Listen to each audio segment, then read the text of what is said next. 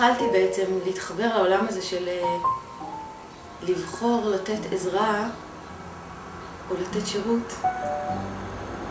זה התחיל כשהייתי ילדה מאוד מאוד קטנה, ולמעשה מצאתי את עצמי כל החיים מתאמנת בלתמוך ולעזור ולהכיל ולנחם וללמד.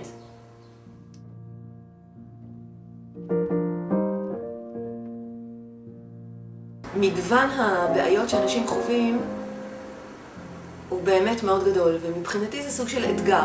לזהות יחד עם בן אדם מה מפריע לך, מה כואב לך, מה קשה לך, ומשם זה מהר מאוד עובר להיות מה אתה רוצה להשיג, מה את רוצה לשנות, ועכשיו בואי נעשה את זה.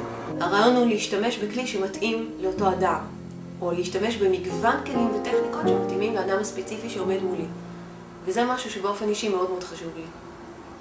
הייעוץ והתהליך שאני עושה הוא תפור לפי מידה. הוא כמו חליפה שמודדים לך בדיוק את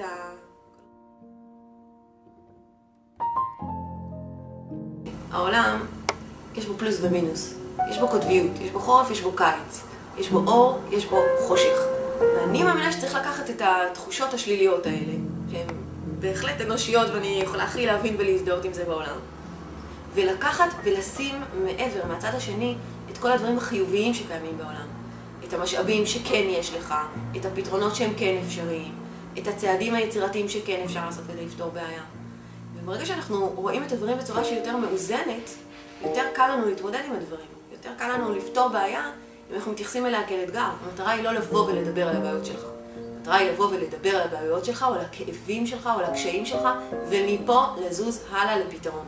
זה מה שמעניין אותי. בוא נמצא ביחד את הפתרון. ואני מאמינה שיש לנו הרבה מאוד טעם בחיים שלנו, ויש לכל אדם משמעות ותפקיד, וסיבה לזה שהוא נולד, וסיבה לקשיים שלו. ואני מאמינה שזה אפשרי.